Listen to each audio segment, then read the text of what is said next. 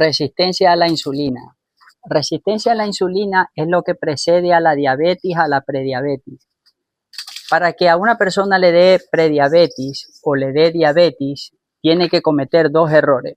El primero es que le dé resistencia a la insulina o las células de su hígado, de la grasa y de los músculos se vuelvan resistentes a la insulina. Y la segunda cosa es que el páncreas deja de funcionar bien. Si deja de funcionar bien el páncreas y tiene resistencia a la insulina, es prediabético y diabético, nadie lo va a salvar. Pero si nosotros protegemos el páncreas, que no se llene de grasa y que no le dé resistencia de la insulina a la célula, probablemente nunca le dé diabetes o prediabetes. Voy a repetir esto. Escuche, el hígado filtra la sangre y el primero que se llena de grasa es el hígado. Por eso se llama hígado graso. La persona que tiene hígado graso va a la diabetes, a la prediabetes. Pero si la persona no se llena el hígado de grasa, cuando ya el hígado se llenó de grasa, la grasa ya, como ya no la absorbe el hígado, se va al páncreas. Y si el páncreas se llena de grasa, el páncreas no va a funcionar bien. Y ahí ya viene la resistencia a la insulina. Resistencia a la insulina más un páncreas lleno de grasa es igual a prediabetes o de diabetes. Nadie lo va a salvar. Entonces, hoy día vamos a dar unos consejos de cómo prevenir la diabetes tipo 2 y cómo prevenir la prediabetes. Escuche, esta palabra diabetes viene de un doctor del pasado. El doctor se llama Areteo de Capadocia, un doctor griego. En Grecia había un doctor, Areteo de Capadocia, y este doctor se dio cuenta de que la gente que tenía diabetes, o sea, todavía no existía la palabra diabetes, habían unas personas que sí que tenían azúcar en el cuerpo y ellos tomaban agua y el agua era como que entraba el agua y salía el agua. Y eso es un signo de la diabetes, que las personas sí que tienen sed y nomás pasan orinando porque los riñones se dan cuenta que hay demasiada azúcar. Y entonces le hace que la persona tome bastante agua para que se diluya ese azúcar, para ver si los riñones tratan de salvarlo para que no le dé diabetes. Entonces el hombre Areteo de Capadocia inventó la palabra diabetes. Dia significa a través de y betes significa pasar. O sea, pasar a través. Eso significa diabetes. Este señor, esta era una enfermedad rara en ese tiempo, provocada por la necesidad excesiva de orinar, descubriendo que como que si el cuerpo fuera un tubo y el agua entra y sale. Eso significa diabetes, que pasa a través del cuerpo. Ya, después de este señor viene otro doctor en el siglo XVII, se llama el doctor inglés, un británico, Thomas Willis, y él añadió la palabra latina mellitus, que significa, la palabra mellitus significa dulce como la miel, porque en el siglo XVII se dieron cuenta que los diabéticos, el orine de él, lo seguían las hormigas, y eso sí eran unos doctores pepa. Ellos probaban el orine de los pacientes y si tenía mucho azúcar se daban cuenta que tenía diabetes. Entonces eso significa diabetes mellitus, significa que pasa a través y que es dulce como la miel. Eso significa diabetes mellitus 2. Ya. Ahora sí, nos vamos al año 1936 a Inglaterra. Otro británico, el doctor Harold P. Hinsworth, publica un artículo llamado Diabetes mellitus, diferenciación en tipo sensible a la insulina y a la insulina. O sea que otro avance lo hizo este doctor Hinsworth.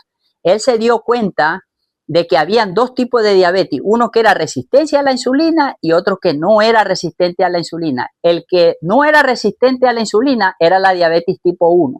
Y la que es resistente a la insulina es diabetes tipo 2. Y de ahí, gracias a este doctor Harold P. Hinsworth, viene la palabra diabetes tipo 2. Y escuche, en una persona normal, en ayunas, si el nivel de glucosa en sangre es de 70 a 99 miligramos por decilitro, la persona está bien.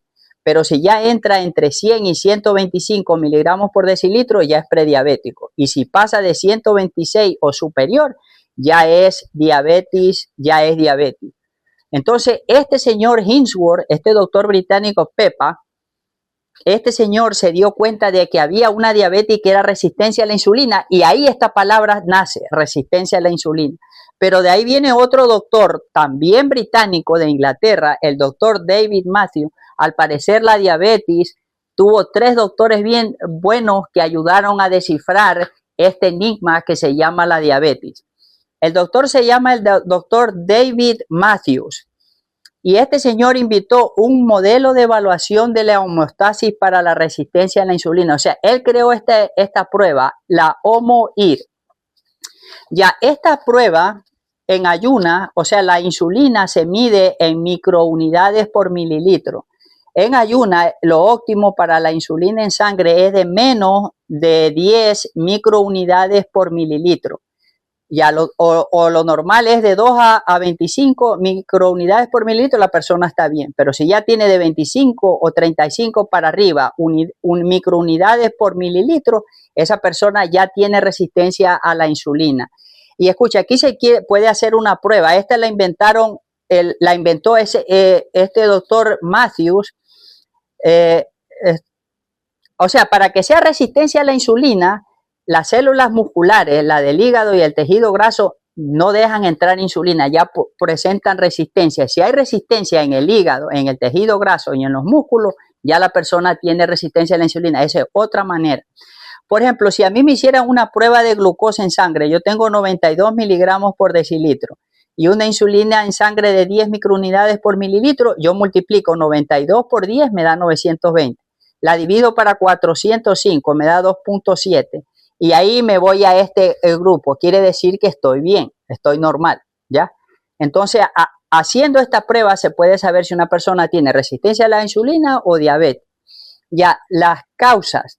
¿Qué causa la resistencia a la insulina? Hay un doctor norteamericano super pila que se llama el doctor Robert Lustig. Él es un endocrinólogo de niños y él dice que resistencia a la insulina en el corazón provoca ataques cardíacos, arritmia, insuficiencia cardíaca, enfermedades coronarias y toda clase de problemas cardiovasculares. Resistencia a la insulina en el cerebro es neurodegeneración, es enfermedades, o sea, síndrome bipolar, falta de memoria, desarrollo y progresión de enfermedades neurodegenerativas, trastornos mentales, demencia, enfermedades mentales, Alzheimer, Parkinson, derrame, depresión, esquizofrenia. Todos estos síntomas son resistencia a la insulina en el cerebro. Ya, pero también hay otros órganos, o sea que otros órganos pueden tener resistencia a la insulina.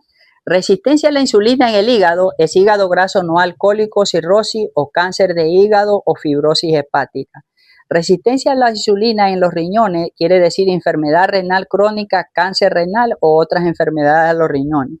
Resistencia a la insulina en el hígado causa síndrome de intestino irritable, gases, hinchazón, diarrea, estreñimiento, mala absorción de nutrientes, inflamación intestinal de bajo grado, permeabilidad intestinal, náuseas, vómitos, pólipos en el colon. Todo esto es resistencia a la insulina en el intestino. Resistencia a la insulina en la piel es dermatitis, manchas oscuras, un cuello negro, acrocordones que se le llaman unas verruguitas que salen en el cuello, en la axila o en la ingle, acné, piel grasa, rosácea a los que son blancos, alopecia, se le cae el pelo, hirsutismo a las mujeres que les sale vello y caspa. Resistencia a la insulina en el sistema inmune es enfermedades en el sistema inmunitario. Sí hay resistencia a la insulina en el sistema inmunitario y eso causa enfermedades autoinmunes, alergias de todo tipo, infecciones bacterianas, virales y fúngicas. Solución para que no le dé a uno resistencia a la insulina, ni diabetes tipo 2, ni prediabetes, es, no se olvide, hay que cuidar el páncreas y hay que hacer que las células sean sensibles a la insulina y ahí nunca nos da esa movida.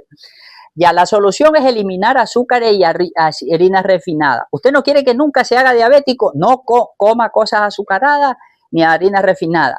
Consumir solamente carbohidratos con su fibra. O sea, si comes una manzana, si te comes una naranja, no la hagas jugo, cómetela con goñejo, que ahí va la fibra y ahí no te da diabetes. Eliminar bebidas azucaradas, incluso jugo de fruta, el jugo de naranja y el jugo de zanahoria te puede dar resistencia a la insulina y diabetes. Por eso tienes que comerte la basurita, la fibra que tiene la zanahoria y la naranja y la mandarina. Este es una cosa importantísima para que nunca te dé diabetes, es no comer mucho. Como dicen los japoneses, comer solo hasta el 80%, ni a cada rato. Ya, el páncreas reduce la producción de insulina durante la noche. En la noche no le mande comida porque ese páncreas está cansado, él quiere dormir igualito que nosotros. Si tú le mandas cositas, se va a comenzar a llenar de grasa y te va a dar todita estas enfermedades. No picar entre comidas. Practicar microayunos o macroayunos. Microayunos son entre las comidas y macroayuno es el de la merienda hasta el desayuno. Ya, aunque increíble, el ayuno de 16 horas o más puede revertir la resistencia a la insulina, la prediabetes y la diabetes. Caminar 10 minutos después de las comidas principales moviendo las manos. O sea que yo ya comí el desayuno, almuerzo y merienda y yo no quiero que me dé, me voy a caminar y muevo las manos como sea, para que escuche, las células del músculo necesitan insulina para que el azúcar entre al músculo, pero si tú lo mueves no necesita insulina, la azúcar sale de la sangre y entra en el músculo solo moviéndolo. Por eso si tú desayunas, almuerzas y merienda y tienes la costumbre de salir a caminar, de mover los brazos, nunca te va a dar esta enfermedad que se llama diabetes. Reducir el estrés, el cortisol y la adrenalina, cuando tú tienes mucho, le dice al hígado que produzca glucosa. O sea, cuando tú comes demasiado, el hígado produce el exceso de azúcar, la hace glucógeno. Y cuando tú tienes mucho estrés, ese estrés le dice al hígado que suelte ese azúcar. Priorizar el sueño de calidad y la cantidad de 8 a 9 horas, duerme de 8 a 9 horas y que sea de calidad, oscurita el cuarto. Más exposición a la luz solar, o sea, durante el día que tu piel toque el sol y durante la noche que no te dé esa luz artificial en los ojos.